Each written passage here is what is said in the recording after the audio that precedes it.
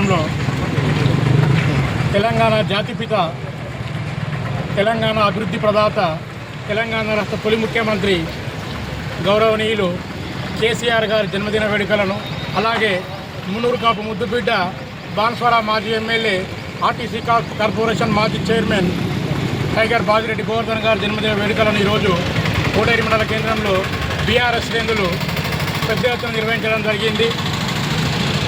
ఈరోజు తెలంగాణలో కలుస్తున్న అభివృద్ధి అంతా కూడా గత 10 ఏళ్ల కాలంలో కేసీఆర్ ముఖ్యమంత్రిగా ఉన్నప్పుడు చేపట్టిన అభివృద్ధి ఈరోజు కనిపిస్తుంది. ఆ రోజు కేసీఆర్ కిట్ మొదలుకొని ఈరోజు గ్రామాల్లో అందుతున్న తాగునీటి వరకు అన్నీ కూడా కేసీఆర్ అందించిన సంక్షేమ ఫలాలు, అభివృద్ధి పథకాలు.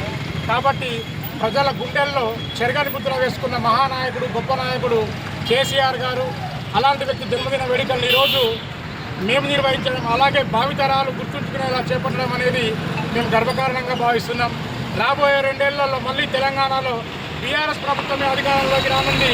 మళ్ళీ రేవంత్ రెడ్డి ప్రభుత్వం ఏ పథకాలను అయితే మళ్ళీ తొక్కి పెడుతుందో ఆ పథకాలన్నీ మళ్ళీ రాబోయే రోజుల్లో అధికారంలోకి వచ్చిన తర్వాత మళ్ళీ తెరపైకి మళ్ళీ వస్తాయి. ప్రజలందరూ కూడా 2 ఏళ్ల పాటు వేచి చూసి మళ్ళీ బీఆర్ఎస్ ప్రభుత్వాన్ని తిరిగి అధికారం తెచ్చుకోవాలని కోరుకుంటున్నాము. ఈరోజు జన్మదినం జరుపుకుంటున్న కేసీఆర్ గారికి, అలాగే బాజిరెడ్డి గోవర్ధన్ గారికి కోటగిరి మండల ప్రజల తరఫున, బీఆర్ఎస్ పక్షాన తరఫున వారికి జన్మదిన మండల కేంద్రంలో కేసీఆర్ సార్ బర్త్డే మరియు అదే తేదీన పుట్టిన మా బాజిరెడ్డి సార్ బర్త్డే కూడా ఇద్దరిది కలిపి నిర్వహించడం జరిగింది.